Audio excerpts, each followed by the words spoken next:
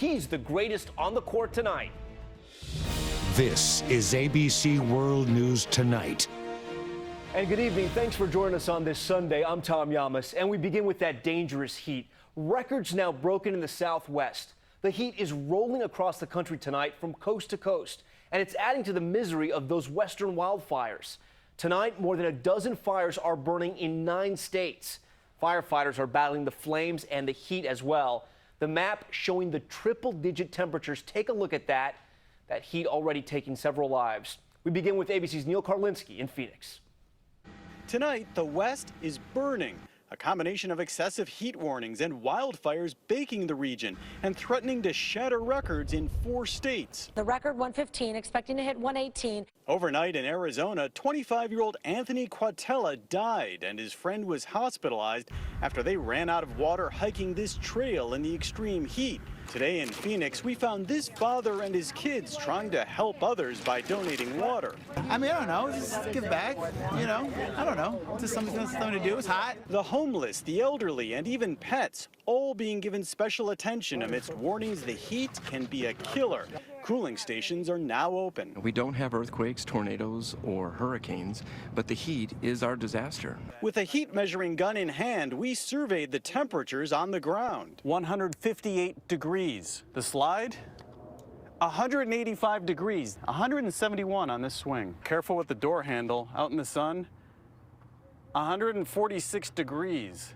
Many staying inside. When you're dehydrated, your head starts hurting, then you can't do anything.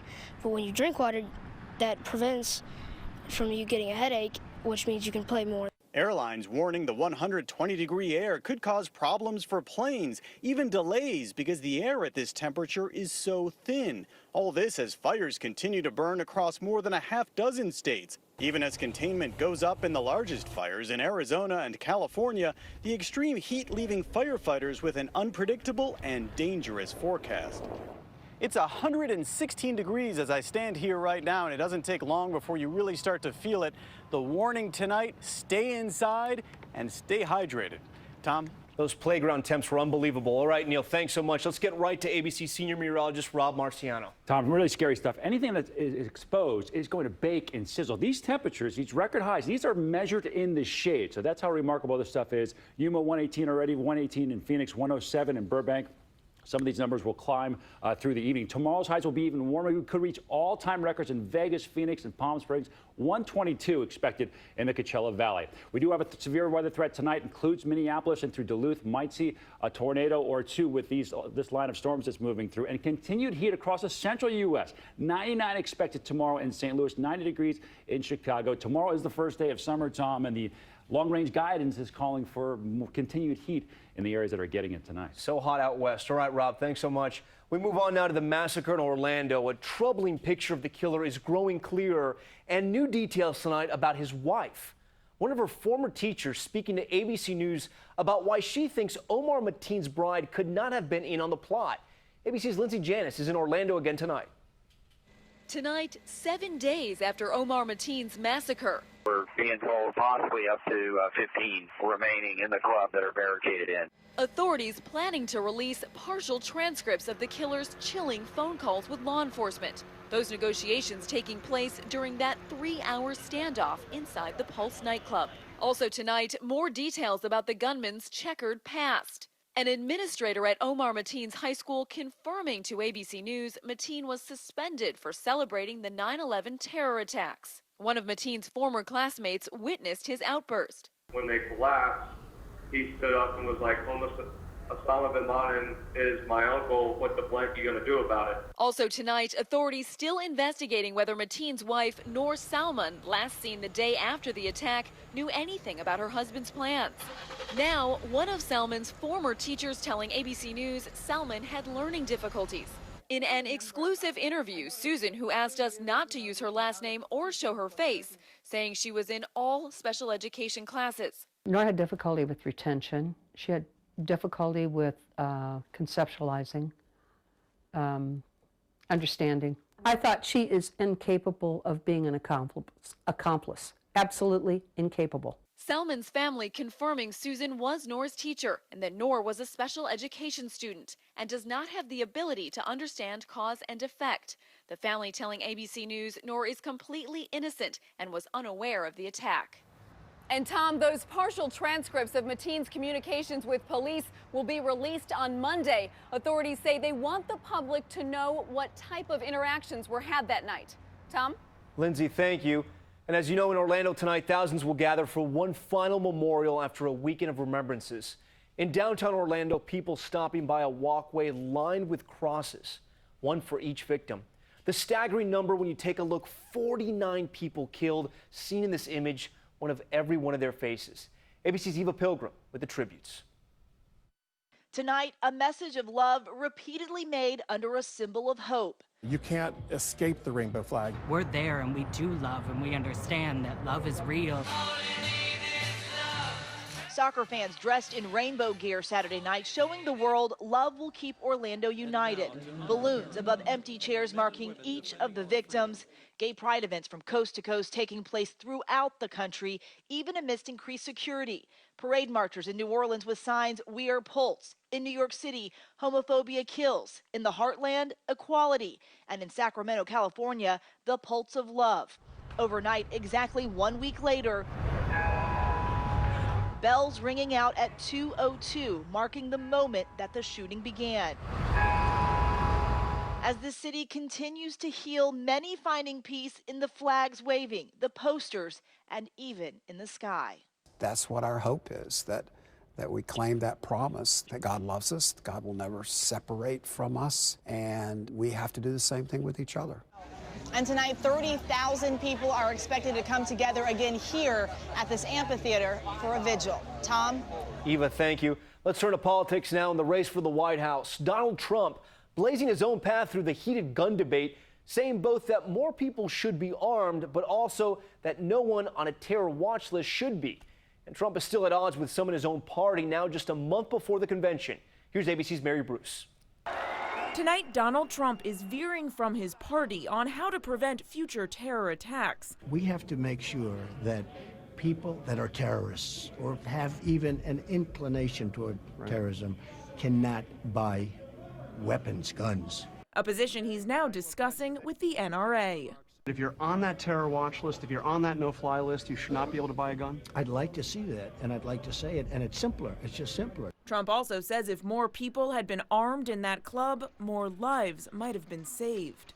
And one of the people in that room happened to have it and goes boom, boom.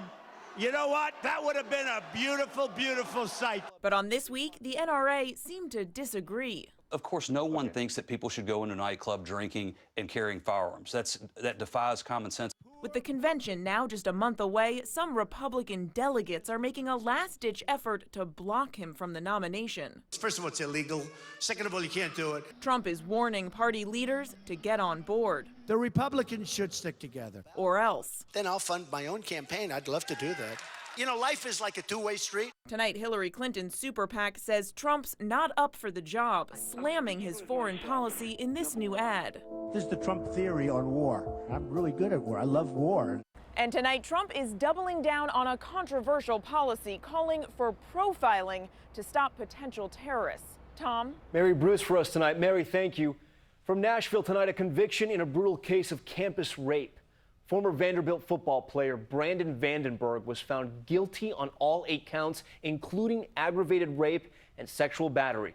Prosecutors say he encouraged 3 other team members to assault an unconscious woman who he had been dating. Videotaping it all, Vandenberg faces 15 to 25 years at sentencing.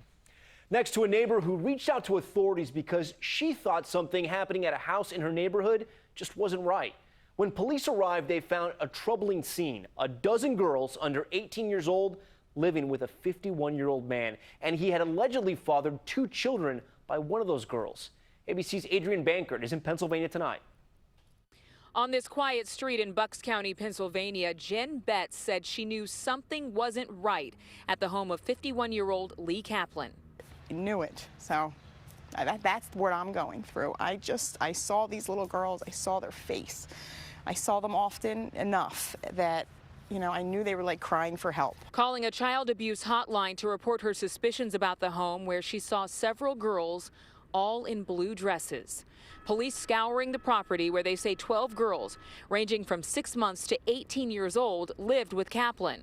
The 18-year-old telling police Kaplan fathered her 2 children. He now faces charges including statutory sexual assault. Her parents, who arranged for their then 14-year-old daughter to live with Kaplan, charged with endangering the welfare of a child. They claim the other 9 girls found in the home are also their daughters. Jen Betts says she called the child abuse line once before a few years ago. I've been looking at them for years, watching, going by that house, and I feel as though I could have done more. Her neighbors thankful tonight she picked up the phone again. Jen is basically a hero. Jen took it upon herself to take the initiative and make the call. They're away from a potential serious predator. I mean, that's at the end of the day, they are now nowhere near him. That was Adrian Bankert reporting. Now we turn to overseas right now and a developing story out of the Egypt Air Flight 804. Egyptian authorities say the voice data recorder seen here is being tested in preparation for downloading its memory unit. French and American experts have now joined the effort. The flight from Paris to Cairo disappeared over the Mediterranean 1 month ago today. To Japan now in a massive protest on the island of Okinawa. Tens of thousands of people rallied against the presence of U.S. military bases there. It comes after an American contractor who works at the base was arrested for the killing of a Japanese woman. Last month, Japan's prime minister publicly chastised President Obama for that incident. Now to the showdown in Oakland that basketball fans have been waiting for. It's do or die in Game 7 as the Warriors host the Cavaliers. Will Steph Curry and the Warriors rally back and take it on their home turf, or will Cleveland finally end its decades-long title drought? Here's ABC's TJ Holmes.